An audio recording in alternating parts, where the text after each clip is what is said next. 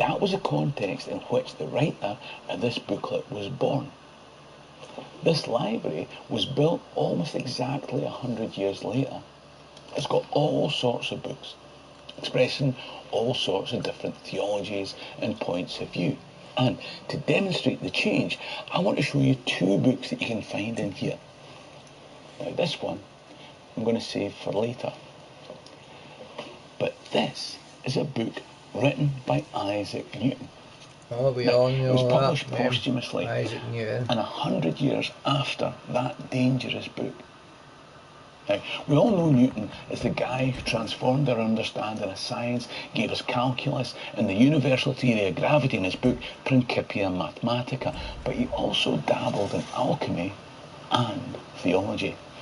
And this book, considered somewhat controversial at the time, is called Observations on the Prophecies of Daniel and the Apocalypse of John.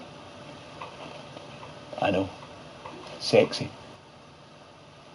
My point is that Newton in his time could publish new ideas of rational science, explaining how the earth moved around the sun, not driven by divine hand, but by the fundamental something. I forces don't know. of nature. I don't know what's going on there, right? By the time this was published after his death, we were moving into Enlightenment and Hanoverian modernity.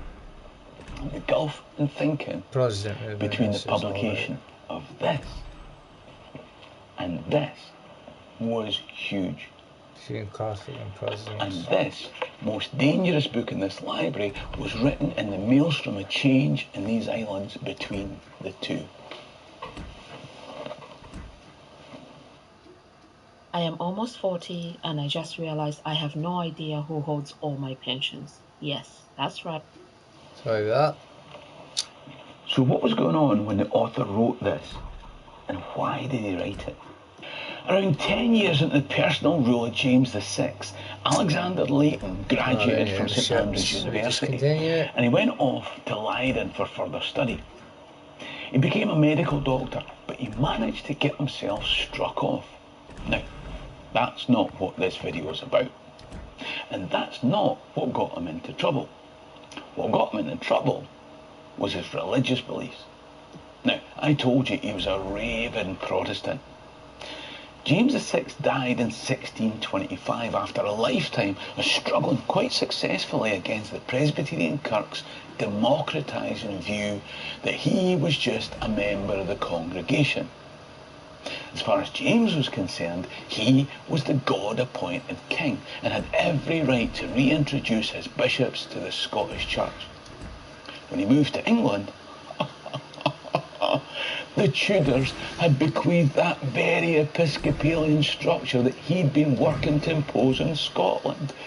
Brilliant! Our book was published 3 years after James died and his son, Charles I, was king.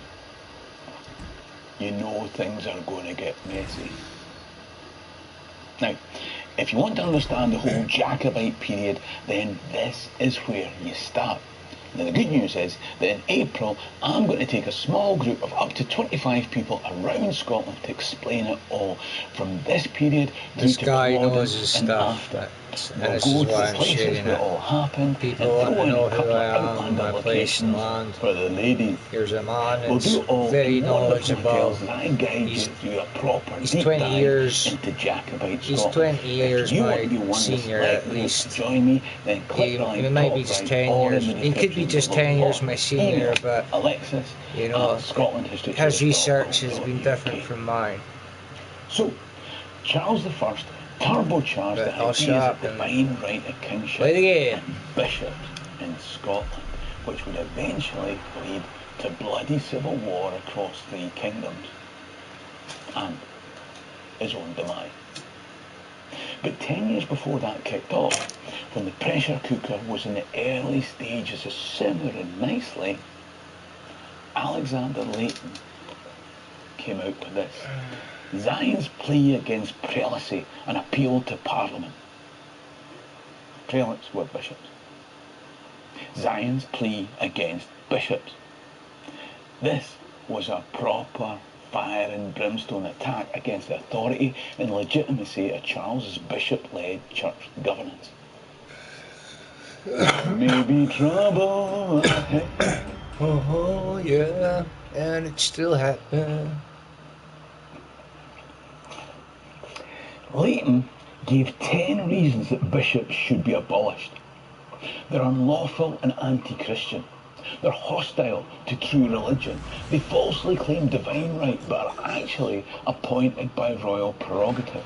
They're an abuse of power. They're incompatible with law and spiritual liberty. They divide allegiances. They're the reason for every major national disaster since 600 AD. They're the reason for current problems in society, political, moral and spiritual.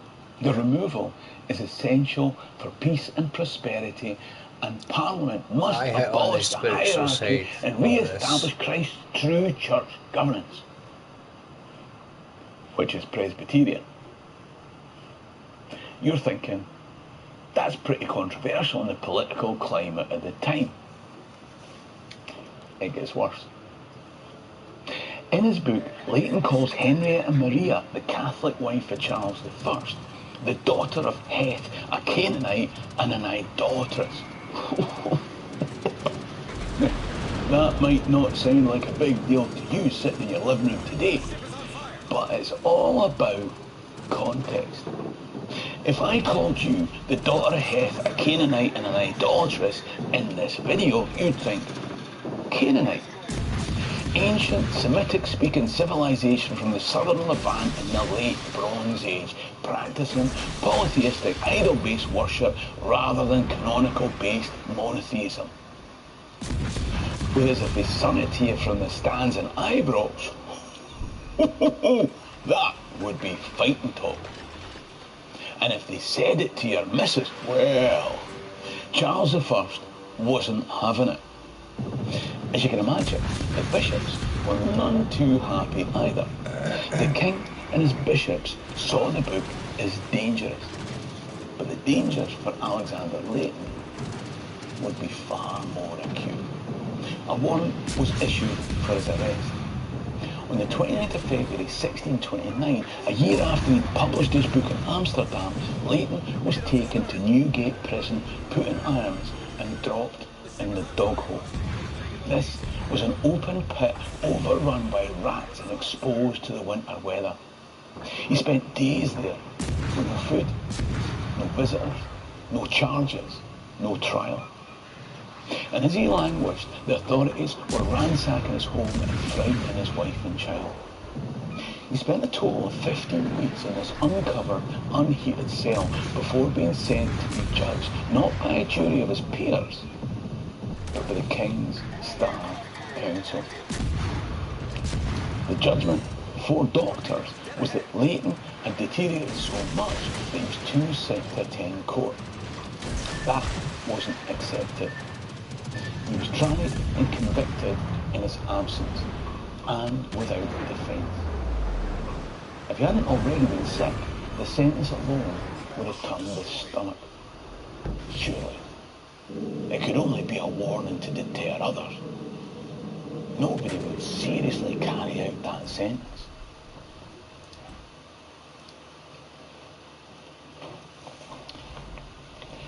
Not on Alexander Leighton anyway. You see, the physical punishments were to be carried out on the 10th of November, but the night before, Leighton escaped. Deliverance from God was followed by a manhunt by the king. He was captured in Bedfordshire. His punishment had only been delayed by 2 weeks. On the 26th of November, at Westminster, where, having cut off one of his ears, they slit up one side of his nose, and with a red-hot iron branded one of his cheeks, SS, for sore of sedition. This done, he was put in the pillory, where he was held for 2 hours under an intense frost, after which he was tied to a post and whipped with a triple cord with that severity that every lash brought away flesh. And though his friends had a coach in readiness to take him back to prison, he was not allowed that small indulgence, but compelled, notwithstanding his mangled state and the severity of the season, to return by water. On the 3rd of December, none of his wounds as yet closed, he was taken to Cheapside, where his other ear was cut off. The other side of his nose slit and branded on the other cheek, after which he was set in the pillory and, being whipped a second time, carried back to prison, where he was kept 10 weeks amid dirt and mire, not being sheltered from even the rain and the snow, and then shut up in close prison, not permitted to breathe open air. Oh, and they fined him £10,000. Now all he had to look forward to was a lifetime in prison. Freedom of speech. My problem. As it was, I'm stuck at a stalemate. Leighton didn't spend his entire life in prison. He wrote to parliamentarians. In fact, many parliamentarians had subscribed for his book in the first place. Then, in 1640, Charles had no option but to recall Parliament. He needed money to put down rebellious Scots. Why had the Scots rebelled? Because of Charles's attempts to impose bishops. How ironic that when Charles recalled Parliament to raise an army against bishop-rejecting Scots, that Long Parliament, as it's known, didn't just take the opportunity to rein in Charles's power, leading to England's Civil War. It also decided that the imprisonment of Alexander Leighton, this bishop-rejecting Scot, was illegal. Breaking up his house and taking away his papers was illegal. The fine of £10,000 was illegal. The sentence of physical punishment was illegal. He should be free of fines and detention, and reparations should be paid to this bishop rejecting Scot. As it was, the £6,000 in reparations was never paid. How could anyone be compensated for the 11 years that he'd gone through?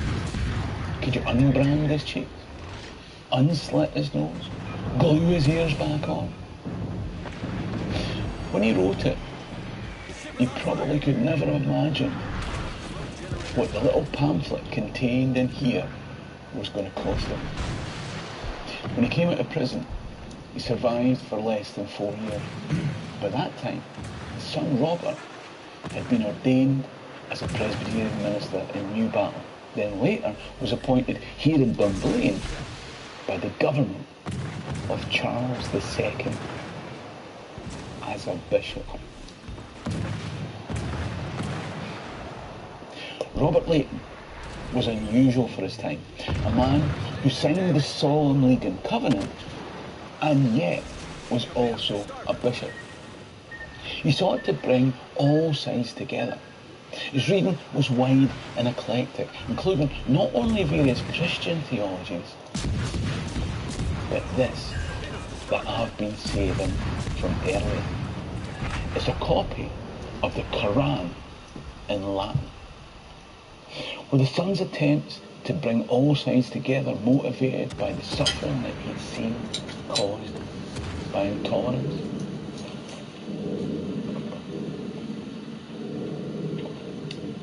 What we do know English version. is that when he died in 1684, and he left in his will some parts and all. They're missing now. Collection of books. You got to learn Greek to learn Latin. £100 That's to the set best up a way library. around it. And this is it. Scotland's first ever purpose-built library. And of course, one of the books left in Robert Leighton's collection was surely the one written by his father 56 years before, castigating bishops, which his son had now been this last quarter century. This most dangerous book in Scotland's oldest purpose-built library, who knows, it may even have been the cause of this library. You can become a friend at Leighton Library. All you need to do is go to www.leightonlibrary.org.uk. There is one library older than this one, although it's not purpose-built. I've made a video about that. It's coming up on screen now. If you've enjoyed this video, then like it, share it, and watch the next one. Support the channel by clicking top right to become a Patreon member or buy me a coffee in the description below. In the meantime, Hami and Doch is going to be Lama Ali, Sherry and Rasta. Hello and welcome to a new vlog. We're in Vienna, we're heading off. We're gonna have a nice study day. Well, you're gonna have a study day. I'm gonna have a study day. Now this is work I'm day. gonna have a work day. And yeah, we're gonna start off this vlog on a good note. We have only, how many more days till the new year? It's the 4. 4? Wait. Oh my gosh. Yeah, 4. So we're Not even. ending the year on a good, productive.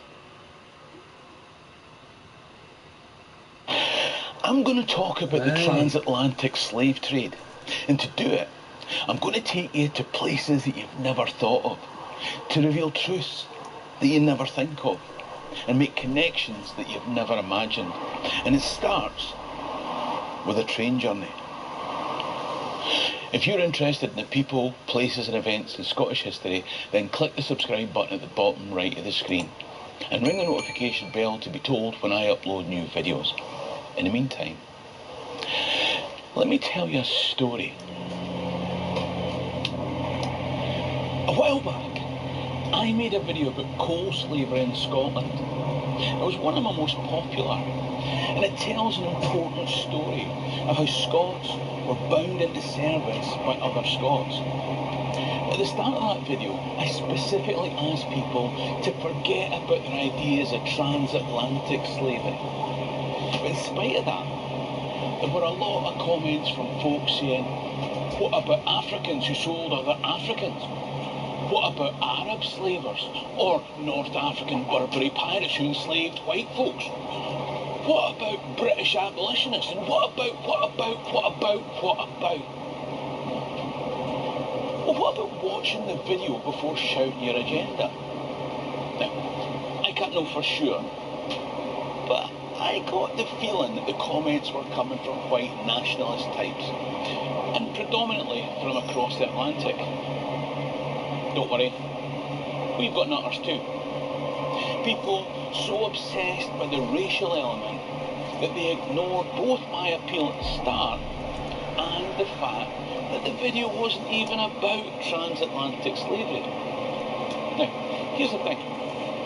Robert Mugabe did some brutal and horrific things in Zimbabwe. I don't feel responsible for them because I'm half black. So he's not trained in Scotland. I don't feel guilty about the transatlantic slave trade because I'm half white. Neither am I an apologist for either. You're not responsible for what happened in the past. Unless you try and justify it. Per focus, better megapixels on my phone than it is on this. Many of us here in Scotland continue to benefit from transatlantic slavery today. It's why I took the train, but more on that later. It's where I'm taking the train to that's the heart of today's story. Now, you knew that I wasn't taking the train to the West Indies or the American Deep South. You might think with me talking about Scotland and transatlantic slavery that I'd be going to Glasgow to talk about sugar barons and tobacco lords, but no. I've brought you to Aberdeen. I'm going to Aberdeen University Museum's exhibition about their connection to transatlantic slavery. On the way, let me point out signs of this trade hidden in plain sight. Virginia Street, Jamaica Street, and Sugar House Lane. But there's way more than that.